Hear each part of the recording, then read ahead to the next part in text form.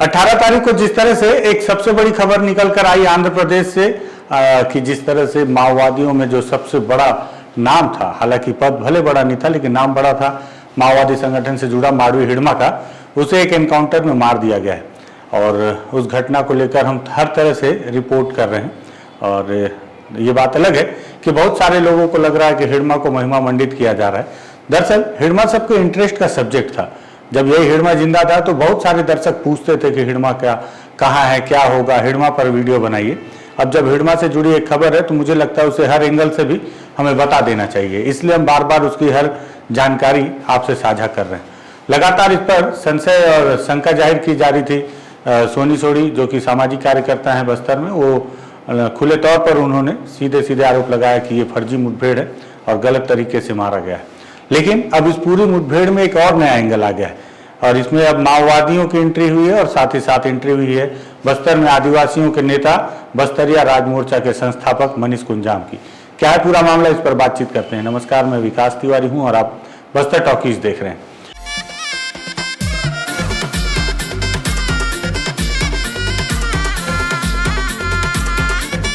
दरअसल पहले दिन से ही इस मुठभेड़ को लेकर हर किसी ने शंका जाहिर की कि ये मुठभेड़ फर्जी लग रही है, क्योंकि हिड़मा इतनी आसानी से मर कैसे सकता है।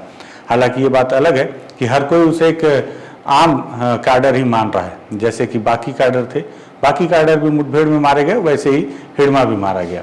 लेकिन हिड़मा की सिक्योरिटी सुरक्षा जिस तरह से जो पूर्व माओवादी जो समर्पण कर चुके हैं उनके द्वारा जिस तरह से बताया जाता है, और साथ ही साथ पुलिस ने भी जो उसका पूरा प्रोफाइल तैयार किया है, पुलिस ने खुद उसके प्रोफाइल में लिखा है कि हिड़मा जो है बहुत कम लोगों से बात करता था, बहुत कम लोगों से उसकी मुलाकात होती थी, तमाम तरह की जानकारियां। तो ऐसे में वो हिड़मा कैसे इतनी आसानी से मर गया, और वो भी 6 लोगों के साथ ही। तो तमाम तरीके के जो आरोप लग रहे हैं। इसी बीच आज माओवादियों का एक पत्र आया है जो कि सेंट्रल कमेटी के प्रवक्ता अभय के द्वारा जारी किया गया है। आपको एक बात और बताऊं कि अभय के द्वारा जो पत्र बीते दिनों जारी हुआ उसे माना जाता था कि देवजी, जिसे संभवतः माओवादियों का अगला महासचिव माना जा रहा है, इस बात की कोई पुष्टि नहीं है, और देश में बचे 3 मात्र पोलित ब्यूरो में से एक देवजी, उनके द्वारा ये पत्र जारी किया जा रहा है। लेकिन आज जो अभय के नाम से पत्र जारी हुआ है उसकी भाषा शैली देखकर लगता है कि ये देवजी के द्वारा जारी तो नहीं किया गया है। तो क्या वाकई में जो 2-3 दिन से रूमर चल रहा है कि देवजी की गिरफ्तारी हो गई है या देवजी पुलिस के हत्थे है, तो इस पर भी संभवतः ये पुष्टि हो सकती है क्या इस प्रेस नोट को देखकर, क्योंकि इसकी भाषा शैली देवजी की भाषा शैली से बहुत अलग है। माओवादियों ने भी आरोप लगाया है और माओवादियों ने भी कुछ खुलासा किया है इस मुठभेड़ को लेकर, और उन्होंने कहा है कि ये फर्जी मुठभेड़ है। और साथ ही साथ मनीष कुंजाम ने भी एक बहुत बड़ा आरोप लगाया है, लेकिन उनका आरोप अलग है बाकी सबसे। बाकी सब तो मुठभेड़ों को फर्जी बता रहे हैं, लेकिन मनीष कुंजाम कुछ अलग ही बात कर रहे हैं। सबसे पहले माओवादियों ने क्या कहा है वो पत्र आपको दिखा देता हूँ। ये पत्र आप देखें जो सेंट्रल कमेटी के द्वारा जारी किया गया है और केंद्रीय कमेटी, और कल जारी किया, 20 नवंबर की तारीख है 2025, जिसमें माओवादियों ने क्या लिखा है मैं आपको पहले पूरा पढ़ के सुना देता हूं। उन्होंने लिखा है, केंद्रीय कमेटी सदस्य दंडकारण्य स्पेशल जोनल कमेटी सचिव कॉमरेड माडवी हिड़मा कॉमरेड राजे के साथ और कुछ कॉमरेडों को विजयवाड़ा शहर से 15 नवंबर का दिन निहत्थे पकड़कर निर्मम हत्या करके मारेडू मिल्ली जंगल में मुठभेड़ का कहानी सुनाया।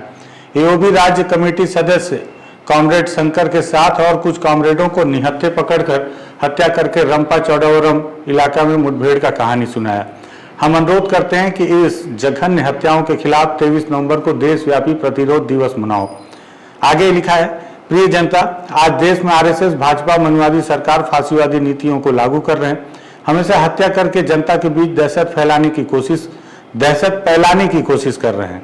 फांसीवादी देखिए फैलाने और फैलाने से, इसीलिए मैं बोल रहा हूँ क्योंकि पिछला जो पत्र आया था अभय के नाम से, तो उसमें थोड़े से शब्दों का चयन बहुत परफेक्ट था, और जो अगर कोई आदिवासी समुदाय का होता है तो कई बार वो फ को प बोल देता है, तो इसमें लिखा भी हो गया।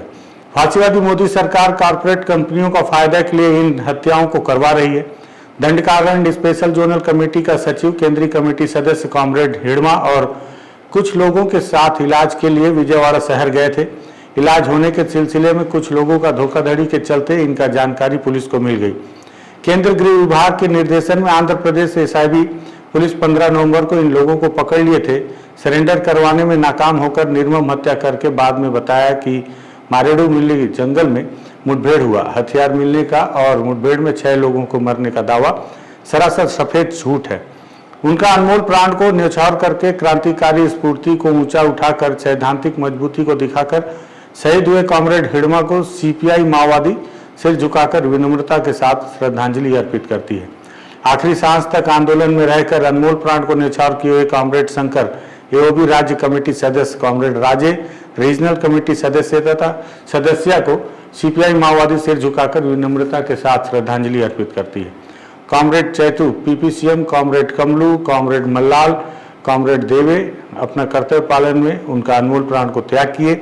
इन तमाम कॉमरेडों को सीपीआई माओवादी सिर झुकाकर विनम्रता के साथ श्रद्धांजलि अर्पित करती है। कॉमरेड हिड़मा छत्तीसगढ़ राज्य सुकमा जिले का पुअर्ती गांव में 1974 में एक आदिवासी परिवार में जन्म हुआ। बचपन में 5वीं कक्षा तक पढ़ाई किया। उस इलाके में क्रांतिकारी आंदोलन का प्रभाव बढ़ने के सिलसिले में संगठन के संपर्क में आया। 1997 दिसंबर में पेशेवर क्रांतिकारी के रूप में भर्ती होकर 1998 आखिरी तक बासागुड़ा दलम में काम किया। 1999 में गढ़चिरौली में काम किया। उसके बाद 1 साल दंडकारण हथियार तैयारी विभाग में काम किया। 2001 में एरिया कमेटी सदस्य बनकर दक्षिण बस्तर को आया। 2002 में उसूर एलओएस कमांडर के रूप में और कुछ समय कोंटा एलओएस कमांडर के रूप में काम किया।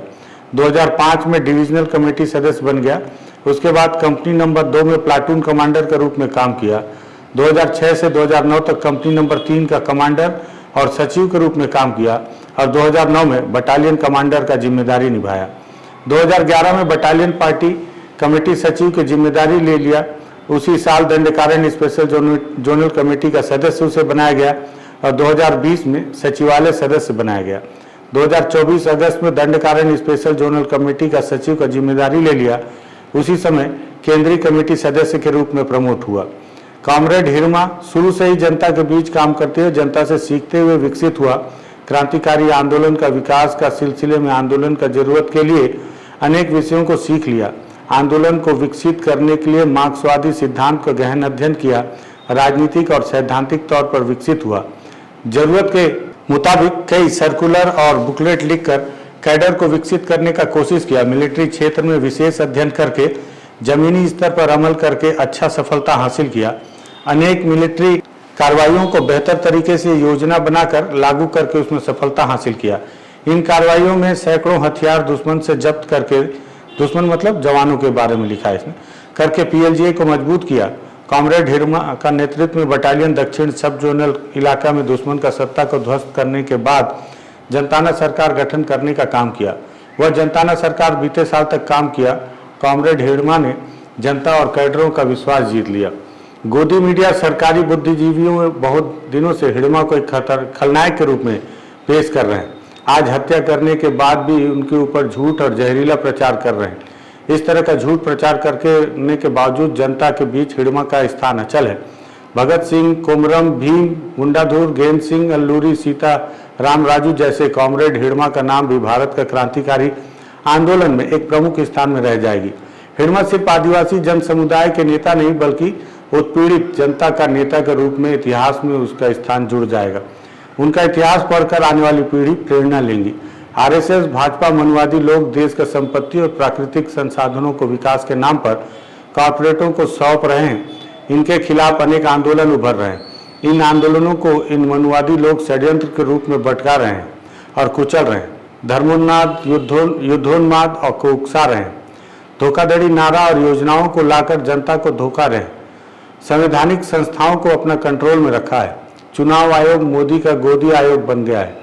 पूरा आधिकारिक तंत्र को उनका कंट्रोल में रखकर बिहार चुनाव में बड़े पैमाने पर धोखा देकर चुनाव जीत लिया है।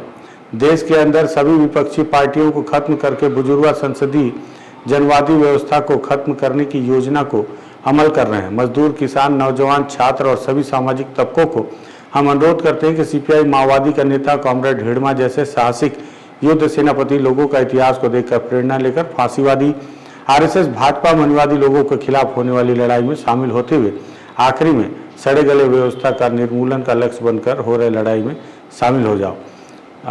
क्रांतिकारी अभिनंदन के साथ अभय, केंद्रीय कमेटी, भारत की कम्युनिस्ट पार्टी, माओवादी। तो इस तरह का 2 पन्ने का एक प्रेस नोट माओवादियों ने जारी किया जिसमें उन्होंने ये आरोप लगाया है कि हिड़मा जो है वो बीमार था और इलाज के लिए विजयवाड़ा गया हुआ था और निहत्था था। उस वक्त पुलिस ने उसे गिरफ्तार किया, उसकी पत्नी को गिरफ्तार किया और उसे मुठभेड़ में मारा है। हालांकि केस जो टेक शंकर है, टेक शंकर को लेकर उन्होंने किसी तरह की जानकारी नहीं दी कि उसको जो मुठभेड़ में मारने का दावा पुलिस ने दूसरे दिन किया उनके सात साथियों के साथ में, तो उसकी क्या कहानी है। ये माओवादियों के द्वारा पेश किया गया प्रेस नोट है जिसमें उन्होंने आरोप लगाया सरकार पर। हालांकि माओवादी अभी भी आरोप सरकार पर भी लगा रहे हैं और साथ ही साथ संसदीय कार्य प्रणाली पर भी चिंता जाहिर कर रहे हैं। ये बड़ा अजीब है, देखने पर लगता है कि एक तरफ वो संविधान को मानते भी नहीं है, दूसरी तरफ संविधान को ही लेकर वो कई बार माओवादियों को दुहाई देते देखा जा सकता है।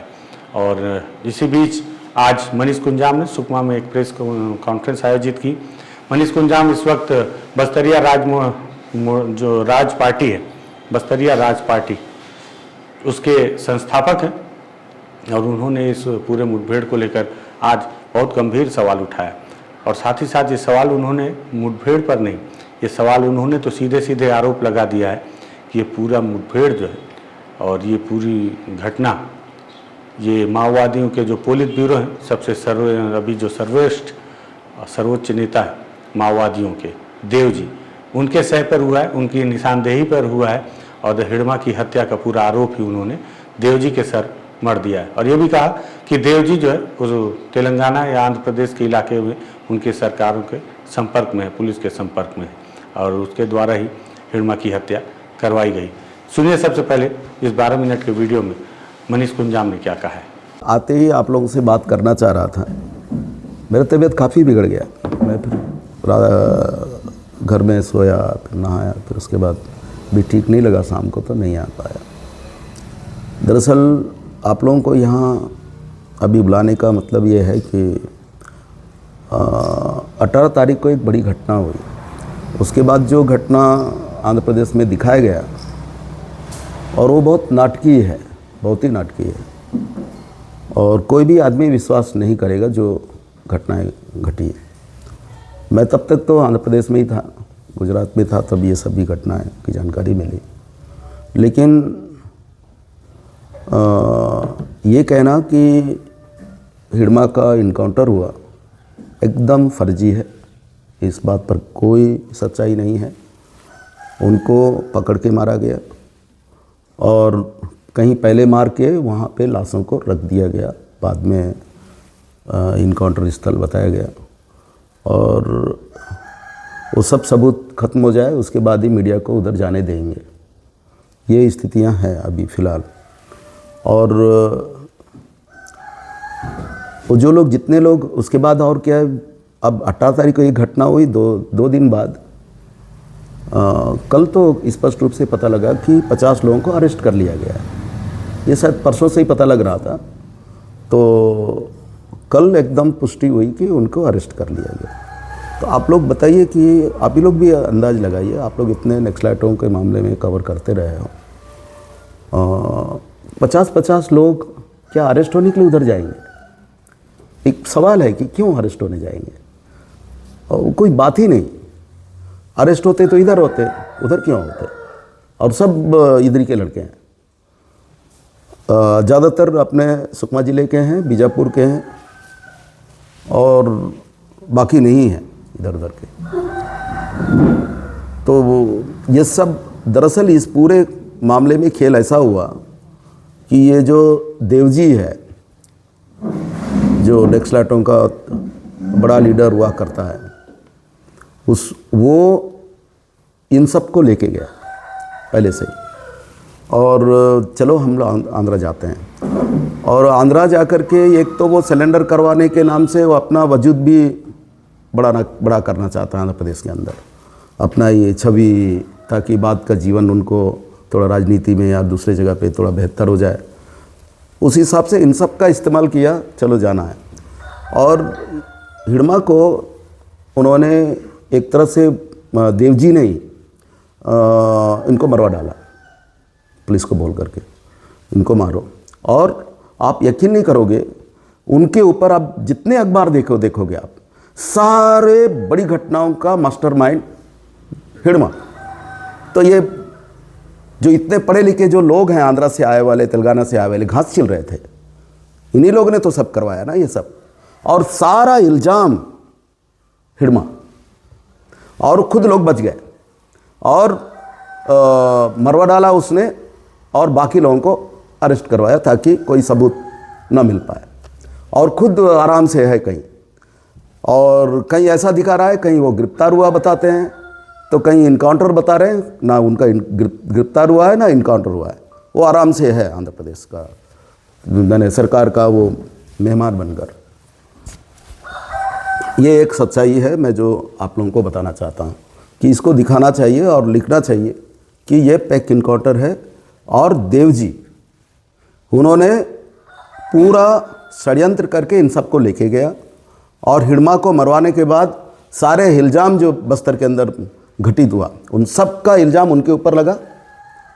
और चूँकि अब मर गया तो वो अपना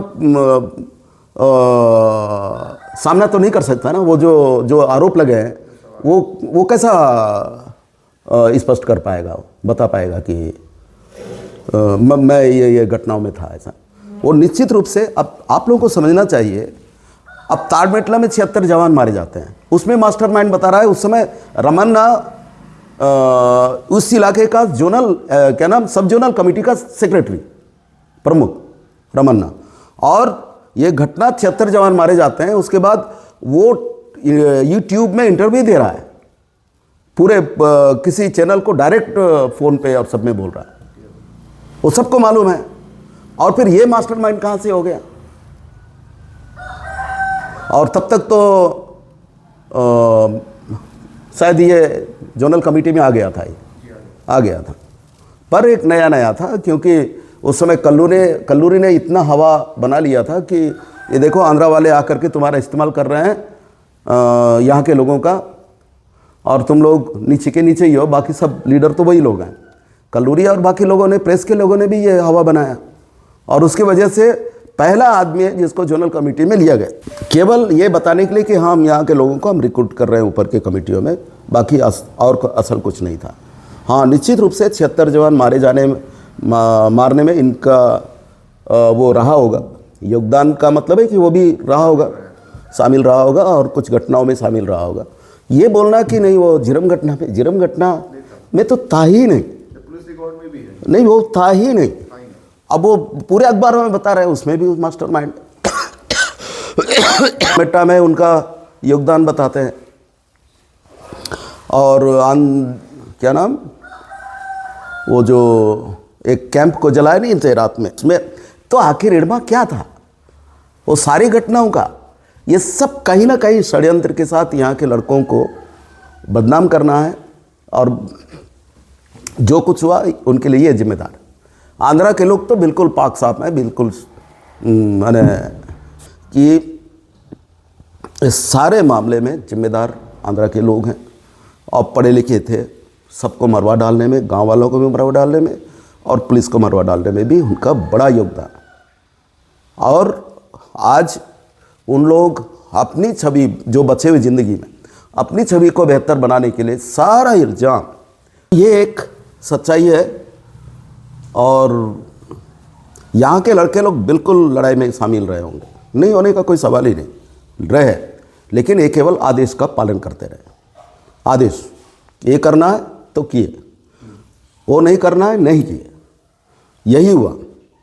और हम अच्छी तरह हिडमा को जानते हैं, मैं तो अच्छी तरह जानता हूँ, और वो हर घटना का मास्टरमाइंड हो ही नहीं सकता। और मैं ये कह सकता हूँ कि किसी भी घटना का मास्टरमाइंड नहीं है। मास्टरमाइंड तो सब आंध्रा के लोग थे, एकदम कोई बात ही नहीं। और ये सब आरोपित करके, मैं तो अभी इनके बड़े नेताओं से भी कभी मिलने देंगे तो हम मिलेंगे कि ये एक आप लोगों ने सबसे पहला तो जुल्म इन लोगों ने ये किया कि यहाँ के लड़कों लोगों को उन्होंने संगठित किया, नहीं हम क्रांति करेंगे, समाजवाद लाएंगे, बराबरी लाएंगे, करेंगे। अब शोषण उस रूप में था नहीं, जो भी शोषण था फॉरेस्ट डिपार्ट का था, पुलिस का था। उनको उस समय जंगल गांव में जाना था, लोगों को घर बनाना था, गांव बनाना था, तो फॉरेस्ट वालों को 2-4 लोगों को पिटाई किया और वो एक तरह से फॉरेस्ट वाले जो पहले जुल्म करते थे 80 के पहले, वो बात विश्वास लोगों का हुआ और उसका बहुत फ़ायदा उठाया। और दोबारा दूसरा जो घटना हुई वो है सलवा जुल्म। और सलवा जुल्म पहले जो शोषण हो रहा था उसके लिए भी जिम्मेदार सरकार है, और बाद में जो सलवा जुल्म शुरू हुआ वो भी सरकार जिम्मेदार है, जिसकी वजह से इतना बड़ा नक्सलाइट मूवमेंट बढ़ा। एकदम सीधे सीधे हर घटना के लिए सरकार यहाँ जिम्मेदार। अगर ये वन विभाग का, पुलिस का अत्याचार उन इलाकों में नहीं होता तो नक्सलाइटों को इतना समर्थन नहीं मिलता है उन इलाकों में। और उसके बाद भी थोड़ा उस टाइप का नहीं था। जुलूम ने इनको पूरा नक्सली बढ़े, उसके लिए जिम्मेदार सरकार थी। और जो बड़ी घटनाएं हुई, अब ताकत बढ़ा इसलिए बड़ी बड़ी घटनाएं लोगों ने किया। और सलवा जुलूम के द्वारा जितना अत्याचार हुआ, नुकसान किया गया, गाँव को जलाया गया, उसका प्रतिहिंसा बोलो, जो भी बोलिए, उसका जवाब बोलो, वो 76 जवान उर्पल बेटा और तमाम घटनाओं के रूप में सामने आता है। यही सच्चाई है। और मैं केवल आज आप लोगों को ये बताना चाहता हूँ कि हिडमा को पकड़ के मारा गया कहीं और डेथ बॉडी को लेकर के वो एक जगह पे रख दिया गया और बताया गया कि इनकाउंटर चल रहा है। मामला इस रूप में शो किया गया। सारे जो लड़के लोग हैं, जो 50 लोग अरेस्ट हुए, उन सबको लेके गए देव जी अपने पूरे विश्वास में लेकर के ले जा करके उन्होंने उनको अरेस्ट कराया। और पहले तो इनको मरवा डाला, उसके बाद इनको अरेस्ट करवाया और वो खुद आराम से एकदम बिल्कुल इसके पीछे एकदम वो देव जी का हाथ है, इसके अलावा कोई दूसरा नहीं है। दूसरा का तो सवाल ही नहीं। और नहीं, हाँ, मैं कहना चाहता हूँ अभी फिलहाल जो भी है अपने इलाके में बड़े लीडर के रूप में हिर्रा है, देवा है और बाकी और लोग भी हैं जो लोग अभी पुलिस में नहीं आए हैं, सरेंडर नहीं किए हैं। तो मैं इस प्रेस वार्ता के माध्यम से उनसे अपील करना चाहता हूँ कि वे लोग जल्दी आ जाएं और आंध्रा या तेलंगाना जाने की जरूरत नहीं है। मुझे विश्वास है सुकमा आइए, हम यहाँ की पुलिस से बातचीत करेंगे और कोई किसी को कुछ नहीं होगा। अगर जरूरत हुआ हम खुद स्वयं उनको लेने जाएंगे, पर आंध्रा तेलंगाना जाने की जरूरत नहीं है। और मैं दूसरे जिले जाने की भी बात नहीं कर रहा। आप कोई भी हो, बस्तर के अंदर आओ, कोई दूसरे हिस्से में है, तो मैं चाहता हूं कि वो लोग सुकमा में आए और मैं सारा जो चैलेंज है, जो भी दिक्कत होगा, मैं उन दिक्कतों का सामना करके भी मैं जाऊंगा। मेरा भले तबीयत अभी खराब है, वो लोग आ जाए, आज आ जाए, कल आ जाए, हम खुद ले जाए। तो सुना आपने मनीष कुंजाम ने कितना गंभीर आरोप सीधे सीधे देवजी पर लगाया। हालांकि 2 दिनों से ये बात हर तरफ से घूम घूम कर आ रही है कि देवजी की गिरफ्तारी हो गई है या देवजी पुलिस के साथ में है। कभी कोई बोलता है कि वो तेलंगाना में है सरकार के साथ, या कभी कोई बोलता है कि आंध्र प्रदेश की सरकार के साथ में है।